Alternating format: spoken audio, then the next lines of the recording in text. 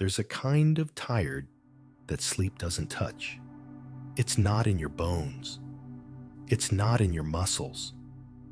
It's somewhere deeper in the space between who you are and who you've been trying so hard to be. You wake up not groggy, but already weary. You haven't even done anything yet, but your soul feels like it's run miles. And maybe it has. Running from doubt, from fear, from that voice in your chest that keeps whispering, "Try harder, or you'll lose everything." You've followed the rules. You've done more than what was asked. You've shown up early, stayed late. You've smiled when your heart was breaking, spoke softly when your thoughts were screaming, and said, "I'm fine," when nothing really was. And for what? For still feeling like you're not enough.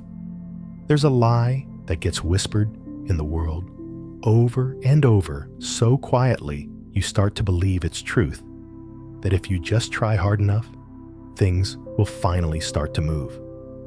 That effort is what makes you worthy. That stillness is laziness. That ease is a privilege for the lucky and not something your heart is allowed to crave. So you keep pushing. You keep planning. You keep adjusting every part of yourself to fit someone else's idea of what doing it right looks like. But the truth is, you're not broken. You're exhausted. Not from failure, but from effort. From trying so hard to hold it all together. To make sense of what's unclear, to chase peace through perfection.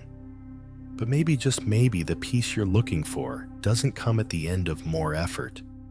Maybe it begins in the moment you finally say, "I don't want to try this hard anymore." Not because you're giving up, but because you're ready to come home. To yourself, to your breath, to a life that doesn't require you to suffer just to feel deserving. The world doesn't tell you when you've done enough. It applauds your hustle. It celebrates your busyness.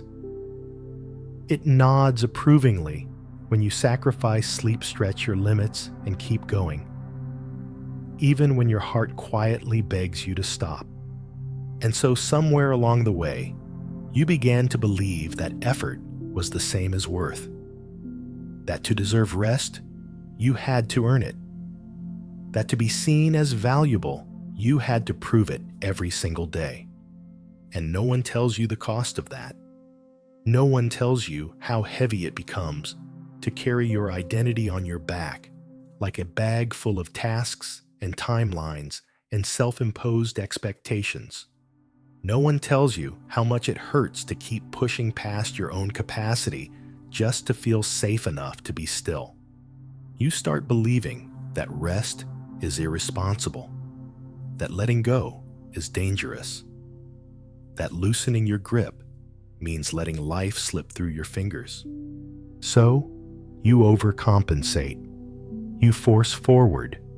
You tighten the screws, build the systems, control the conversations, and try again to be the version of you that everyone seems to admire. But deep down you feel it. That gnawing feeling in your chest. That pressure behind your eyes. That quiet grief of a soul that's tired of being managed like a project. Because effort at some point becomes fear in disguise. The fear that if you stop, everything will fall apart. That if you rest, you'll be forgotten. That if you soften, the world will call you weak. But softness is not weakness. Slowness is not failure. Stillness is not laziness. And maybe the reason everything still feels so stuck is because you've been taught to push harder, when what your heart has been needing is for you to trust more.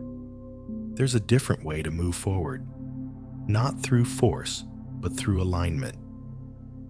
Not through control, but through connection. And that begins not with another plan, but with permission to stop proving, to stop performing, to stop pretending that trying harder is always the answer. Because sometimes the bravest thing you can do is rest. There comes a moment, quiet, almost unnoticeable, when the trying begins to crack.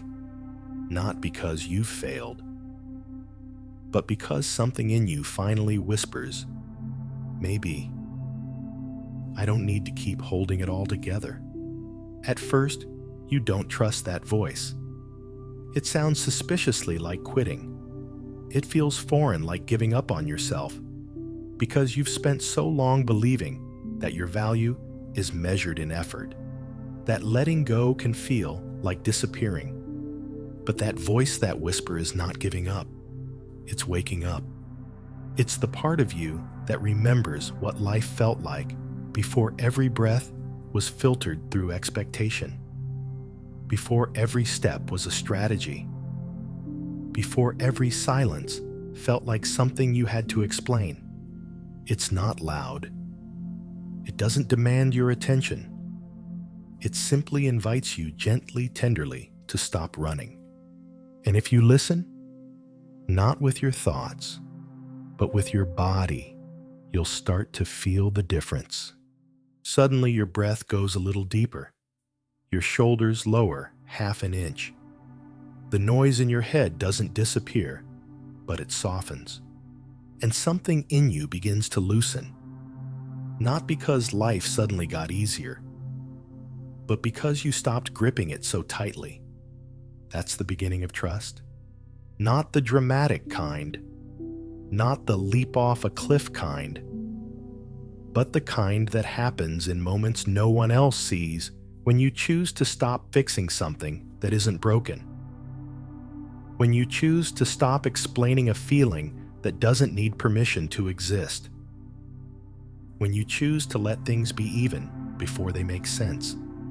It's not passive. It's not resignation. It's the most active kind of courage. Because trusting doesn't mean doing nothing. It means doing less from fear and more from peace. It means letting your life breathe, letting your timing be yours, letting space exist without calling it a problem. And in that space, things begin to shift. Not because you forced them, but because you stopped getting in the way. Because here's the quiet truth. What's meant for you doesn't need to be wrestled into place. It knows how to find you. It just needs room to land. Living in fear doesn't always look like panic. Sometimes it looks like over-explaining, like always saying yes even when your chest tightens, like triple-checking your messages because you're scared of being misunderstood, like showing up exhausted just to prove you're still worthy of being included. Fear is clever like that. It doesn't shout. It disguises itself as responsibility, as logic, as maturity. It convinces you that if you just stay vigilant enough, nothing will fall apart. If you just keep trying, keep proving, keep adjusting, then maybe finally you'll feel safe. But here's the truth. Most of us learn the hard way. Fear may keep you moving, but it never lets you arrive. It keeps you reaching, striving, chasing, but never resting. Because when fear is running, the show piece becomes conditional. You can only feel okay when things are perfect, when no one is upset, when every outcome is controlled, when nothing feels unknown. And that kind of peace, it's fragile. It shatters the moment life shows up as itself unpredictable, wild, unscripted. You start shrinking, not visibly maybe, but in ways that chip away at your aliveness. You stop asking for what you need. You stop expressing what you really feel. You start bending, shaping, editing yourself to make everyone comfortable until you no longer recognize who you've become. That's the cost of fearful living. You lose the parts of you that never needed to be fixed in the first place.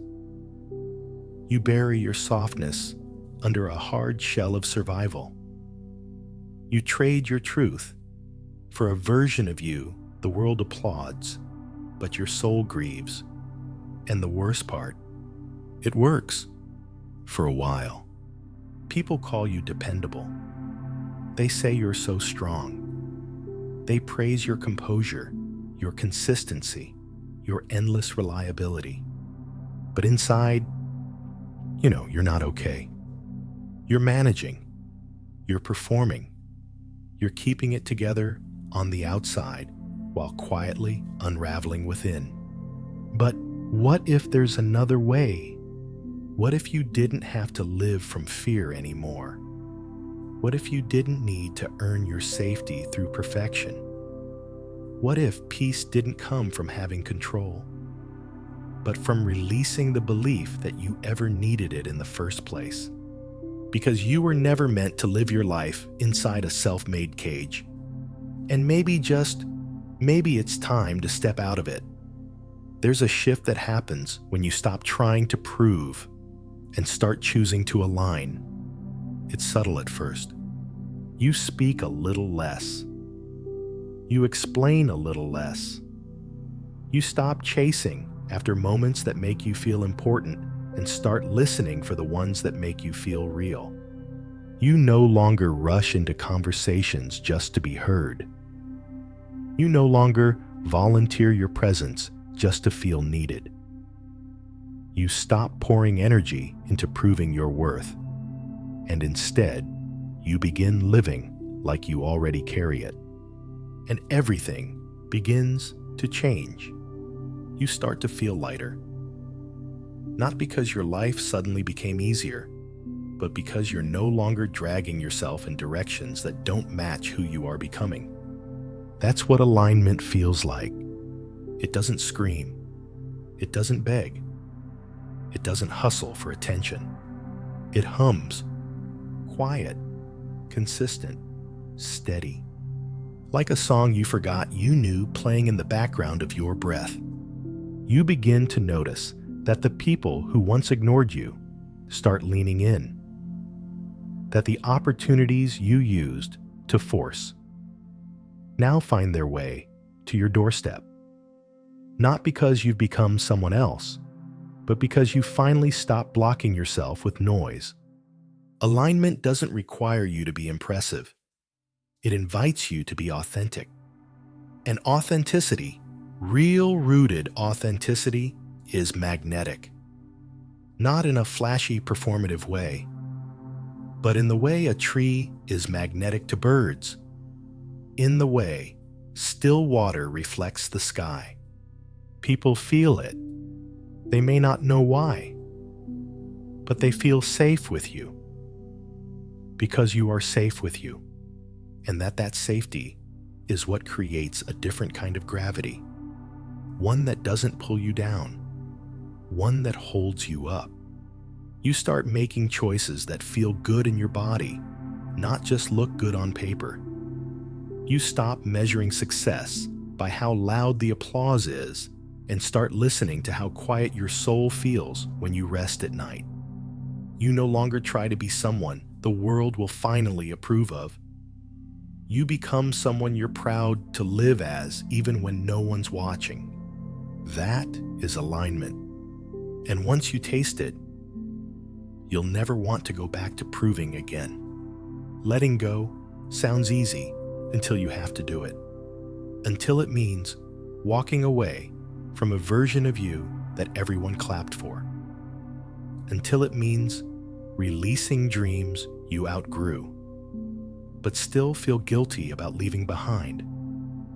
Until it means loosening your grip on the plan, the identity, the future you worked so hard to control. And yet, something in you knows you're not losing yourself. You're finally making space to meet her. The you beneath the striving.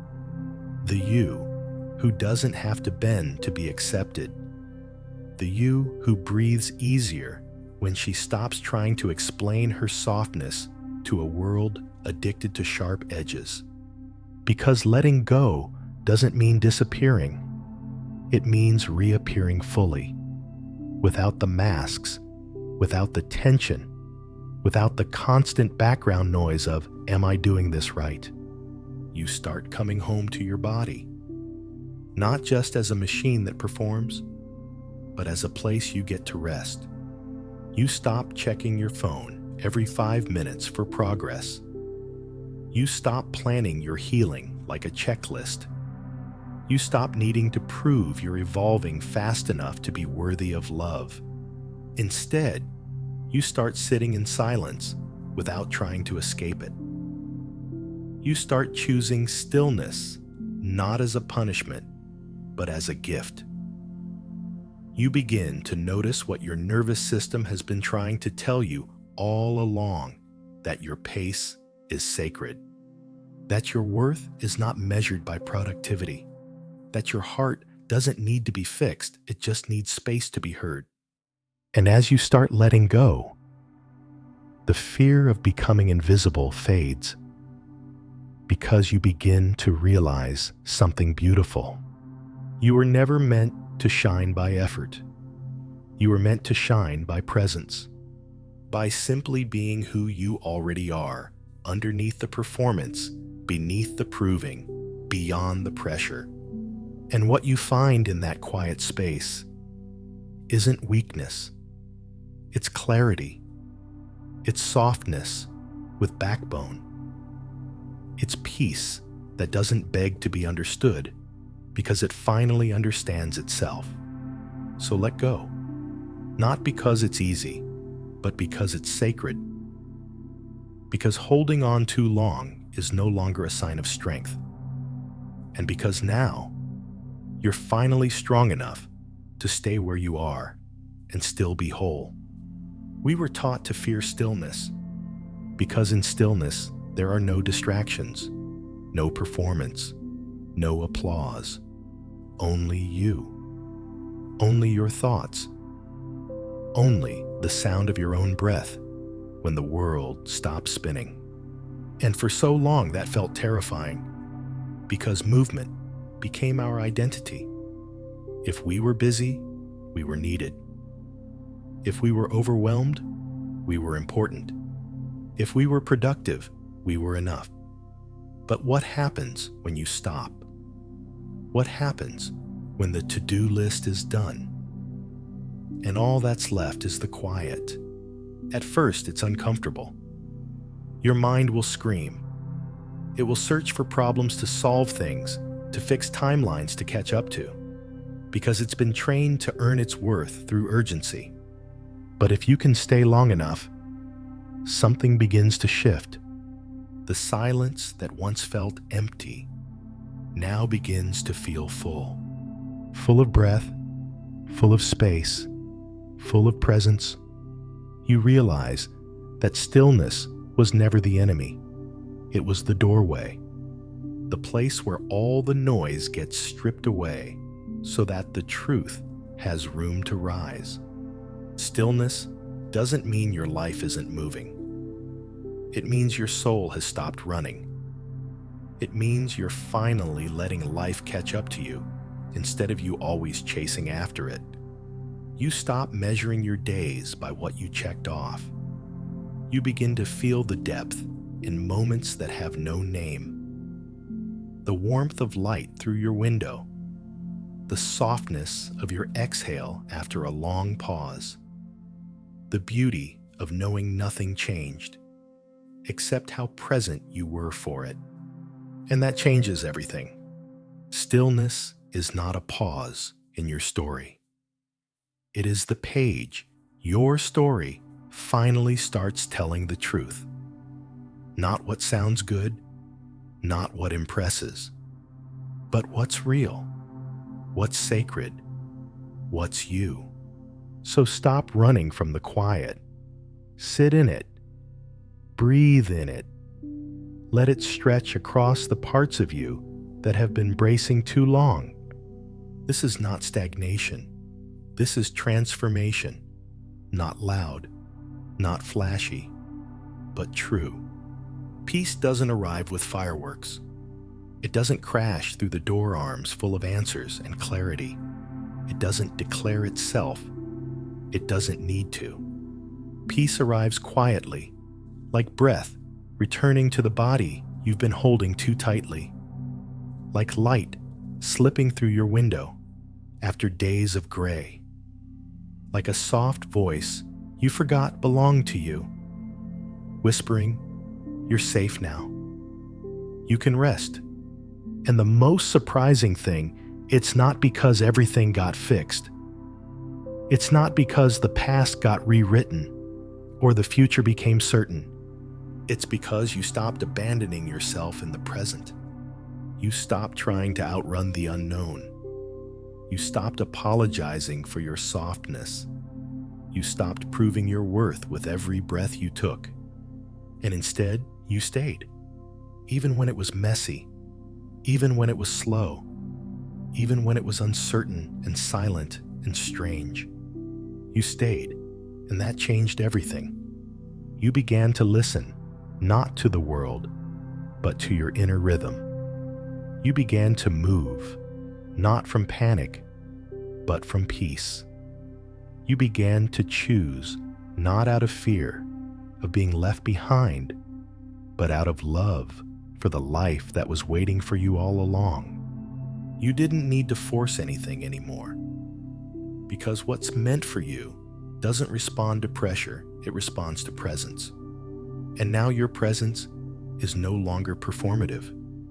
It's not curated or edited. It's honest, grounded, whole. You are no longer chasing a version of yourself the world told you to become. You are returning to the self that never needed to be fixed, only felt. This is what peace feels like. Not perfection, not achievement, but arrival. And maybe you'll forget this from time to time. That's okay. Just come back to your breath, to your body, to the part of you that knows how to be still, even in the storm. You are not behind. You are not broken. You are not lost. You are here. You are enough. You are allowed to stop trying, because the more you trust, the less you'll need to try.